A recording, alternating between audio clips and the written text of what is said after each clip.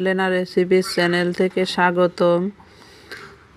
আমি আজকে আপনাদের মাঝে শেয়ার করব ডিম ভাজি, মরিচ ভাজি, ভর্তা, ডাউল আর পালং শাক ঘন্ট।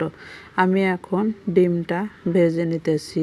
পেঁয়াজ, রসুন, কাঁচামরিচ দিয়ে ডিমটা গুলিয়ে নিয়ে ভেজে নিতেছি।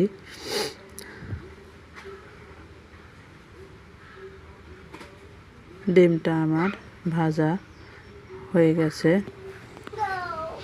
এখন আমি ডাউলটা সেদ্ধ দিয়েছি, সেদ্ধ হয়ে গেছে। বাটা পালং শাকটাও দিয়ে দিলাম, বেশি ঘুটবো না, নাড়াচাড়া করে দিই।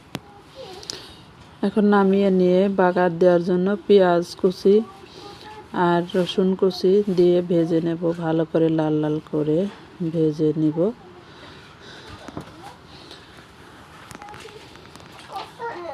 আশা করি সবাই পছন্দ করবেন। লাইক, কমেন্ট, শেয়ার, সাবস্ক্রাইব করতে ভুলবেন না। আমার এই যে লাল লাল হয়েছে, বাগার দিয়ে নিতেছি।